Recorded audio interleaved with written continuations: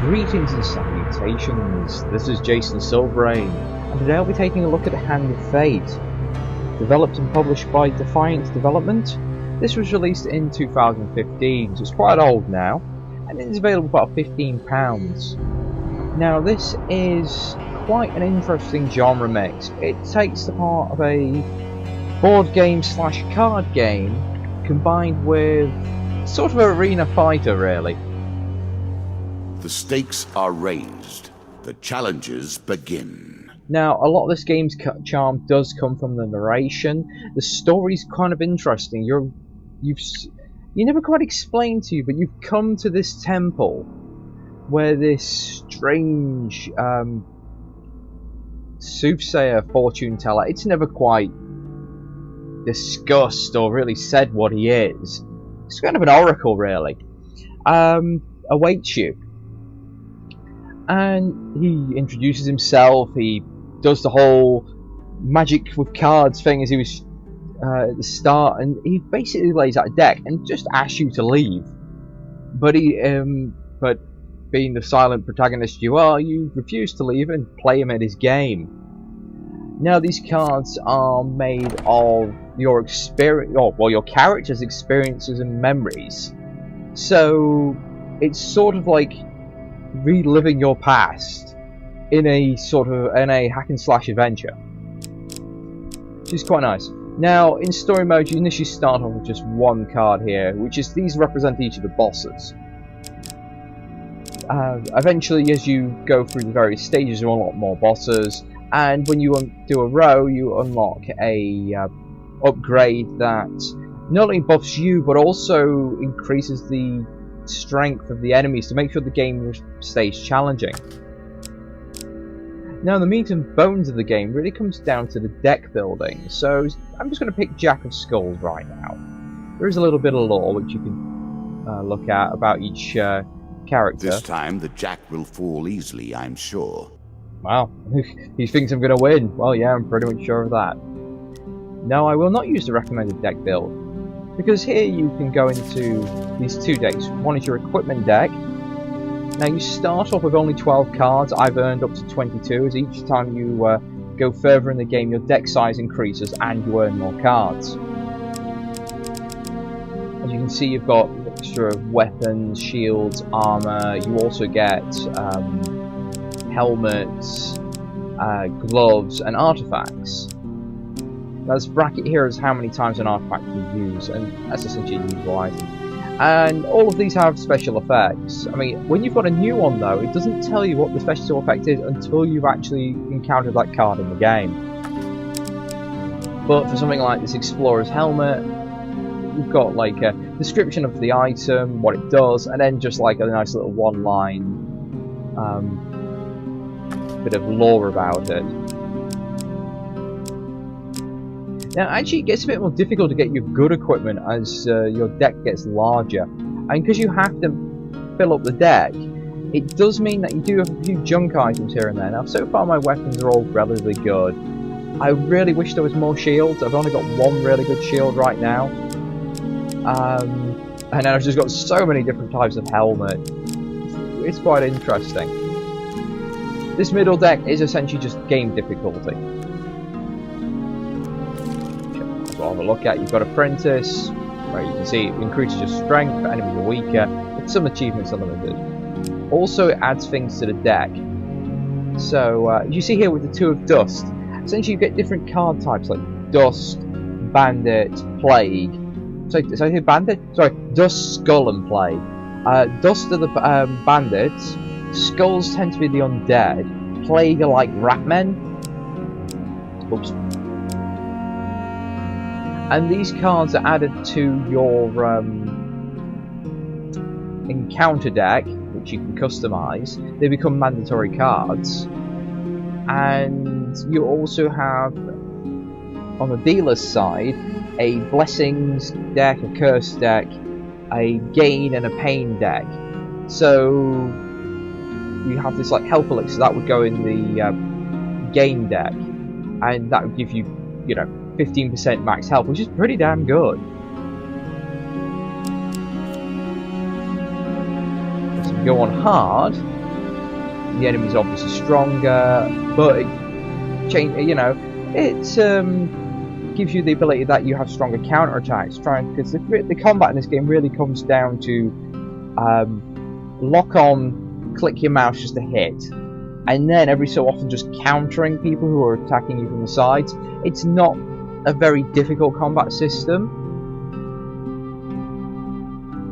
So you know what?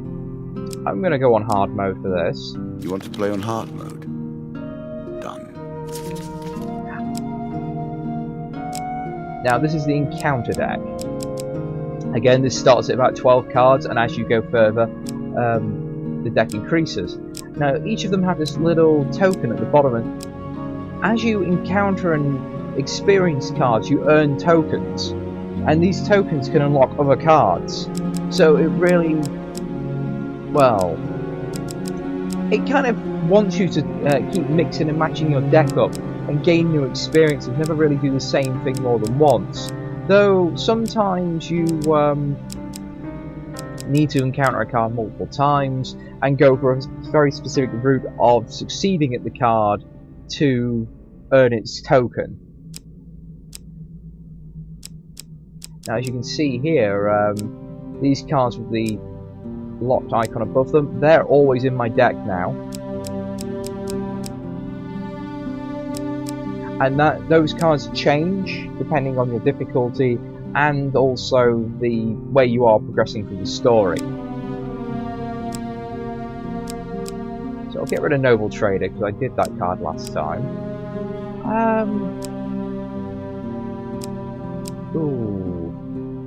Dead King's Hall. I mean, the Dead King's Hall is quite useful. I mean, you have to do quite a lot of combat in that one, but it unlocks and gives you a lot of equipment, which is very handy.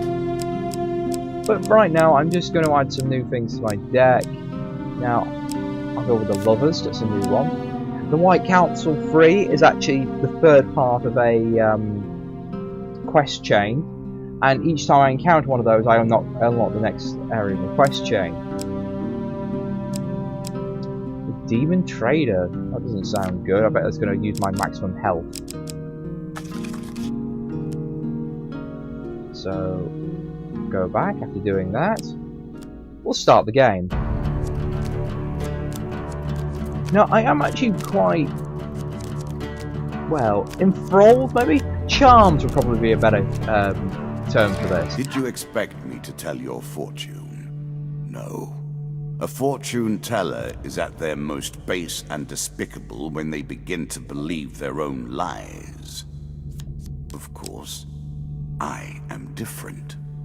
My powers are genuine. See, you have a constant banter with this fellow. Let us see how you progress with that millstone around your neck. Of course, you can remove your curses at shops if you can find them. Still, I'm keen to see how you handle your disadvantages. And see, normally he just says one or two things every so often, but because I've got new effects happening to me, like curses, I mean, even when you have achievements, he'll comment on those. So, there's a constant banter and narration, nice unpredictable. Bringing the game to life. I am as bound by the rules I've written as you are. So I've got the altar. This isn't a combat encounter, this is a sort of role-play encounter. Now, this is actually going to be quite difficult for me because what you get is these. It's essentially, I have a 50-50 chance to get something good here, and a 1 in 4 chance to get something really bad.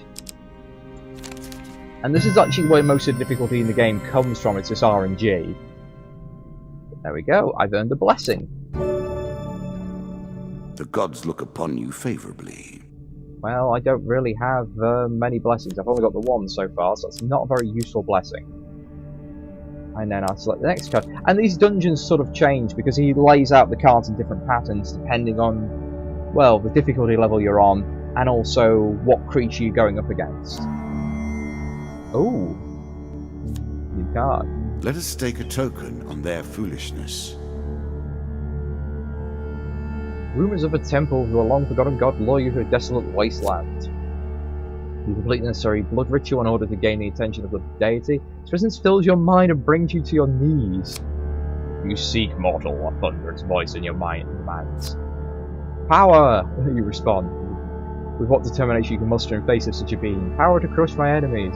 I was expecting to fight a warlord, not become one.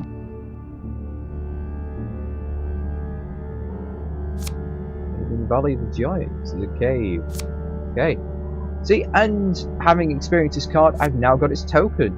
And I'm guessing I only experienced that in hard, or alternatively, that might be one of the DLC ones. See, this is, no matter if you lose during your playthrough, you will gain these tokens which you unlock. So there's always sort of a bit of progression, which is very nice. An innocent moment, never to be repeated, except here, where all of your history repeats itself until time immemorial has passed.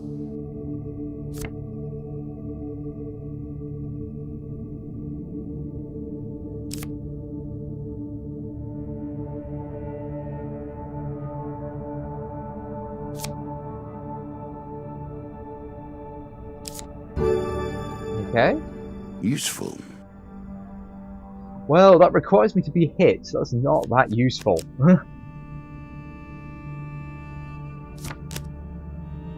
Oh, this is bad. I've only got a 1 in 4 chance to be successful. Please don't be huge failure. It's just failure, so I might just have to have combat.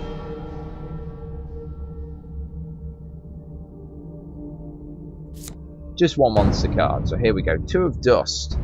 I don't know what the red tokens on the side of the card mean. I just think it's that's the difficulty of the opponent. You have this very nice effect. The character is summoned, and all the equipment he has comes with him.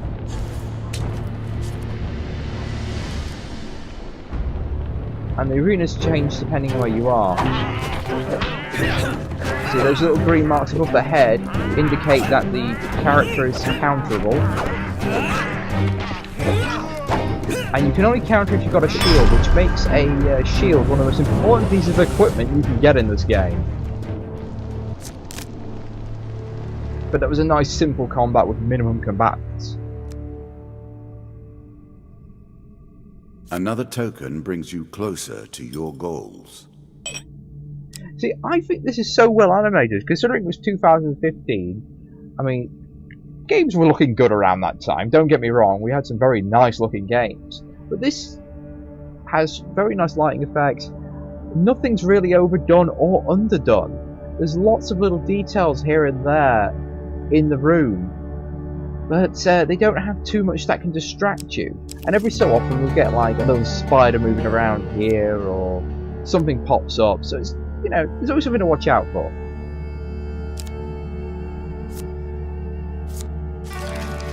At their heart, all games are about power, are they Ooh, not? you bugger. The acquiring of power, the retaining of power, and most importantly, the use. Well, while I'm deciding which route I'm going to go there, the inventory system's relatively simple. Cards you pick up are essentially listed, and you can swap your equipment whenever you want.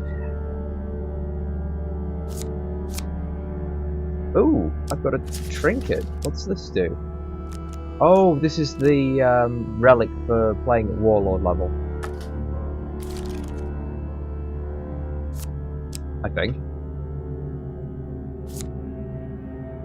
Oh wait, no, that's every kill earns the player a stackable speed and damage boost. Okay, taking any damage resets the boost to nil. So yeah, so this is quite different from what I normally do in normal mode. Let's go this way. Call for a priest. That's not very useful. I'm not wounded. Now, as I move around, I have these food, and this is actually, oh god, that's very little food. Normally, you start with way more than that. Our hero needs sustenance badly. Oh, the market's I will going to be happily useless. wager on the outcome. I The do not market's- think you have what it takes. I'm going to attempt to steal some food from the market because I really need it. Oh god, this is going to go badly. See, now, this is the one thing that does bug me. There's no point in that because it's not like I can tell what's going on. Failure.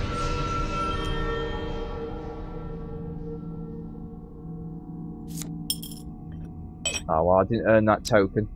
I didn't get any food either, which was more important. A horse is a fine companion. I'm sure you'll leave this one in time. You do not seem to have the temperament for friends, even in the animal kingdom. Well, I've gone past this level relatively quickly.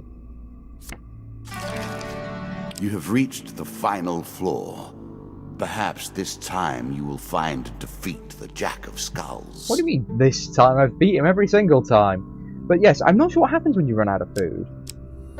Oh, you start taking health damage. The greater the risk of starvation. This token will unlock more cards if you can defeat this encounter.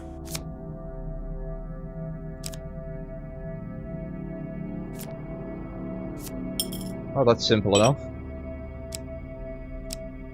I don't have any gold to donate. Remember, he can only ask, not order. This guy wants 50 gold to pay for a mercenary army to kill the rat men. I can't do anything about that. This is actually kind of deadly on hard mode. I'm having a lot of trouble here. Okay, approach the shop. I should have done this last time. A chance to buy more food. You must be relieved. Yes, actually. See, he comments on everything. He's sort of the game judges what you need. I think I'm gonna, you know what? I'm gonna buy 5 food. I'm sure you are grateful for that. That should get me through the rest of the dungeon. Wait, yeah. Can I remove curses? Oh, that's quite expensive. I could buy blessings? I didn't know that actually. So I'm learning things. I mean, this is actually one of the newer cards I've encountered. I've not really come to the priest's hut very often. So let's get some health back. And I like the visual effect here of the heart becoming more and more drained as you take damage. It's a nice visual indicator. This is one of the DLC cards. This is the Goblin King holds. So yes, I'm guessing that blue face means it's a DLC one. Win. I would assume the Warlord's also a DLC card.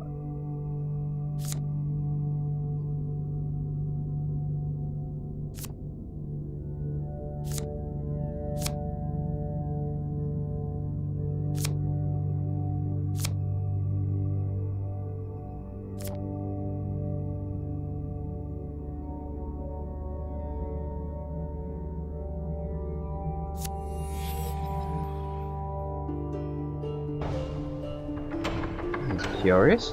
This is an actual dungeon. It's an actual dungeon. Yes, the DLC is only £3, and it really changes up the game. So this is a surprise at the very least. Okay, I've got to watch out for floor traps. Okay, are they going to activate, or am I just going to run? Run!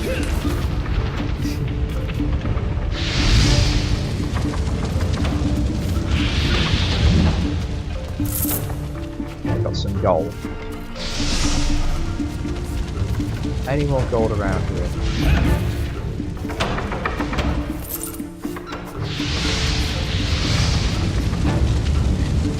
Next bit, come on. Yes, I hope this isn't spoilers for the DLC, but it certainly shows just how different it is from the normal game. I mean, these arenas look really good. Again, I am on just about max graphics. If I do have one gripe with the games, it just throws you straight into the game without letting you look at the graphical settings or anything like that. So you've just got to hit escape mid-game to get a look at the graphics or the audio settings. Like for example, is default subtitles off? Subtitles should always be default on, because if you've got someone who's deaf playing your game, you know, it's going to be awkward for them at the start. So you see, the options themselves, relatively basic. It doesn't really have guides telling you what these abbreviations stand for. So that's a downside, I think, because if you're going to do this, you should always at least have something explaining what these abbreviations are, because not everyone's tech savvy. You can reset the game progress, which gives the game a bit more replayability in the future. But yeah, you've got, that's good for colourblind people, changing the attack indicators. That's very nice. Oh, and that the spider is just the little spider on the table that comes around and moves around, so you can turn him off as well. So yeah, there's not much to it. Wow, this is a lot of people for the credits. That's a hell of a lot of people. This was not a small dev team, but they've done a very good job, I would say. For a studio I've never heard of, they've done a pretty damn good job of this game.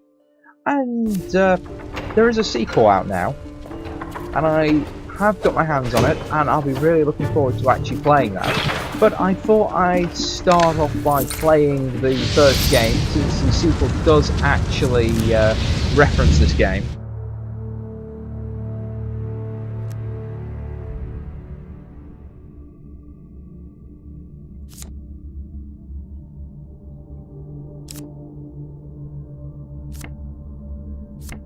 Wait, do I have the same maze? Do I have to keep running this until I've got 50 gold?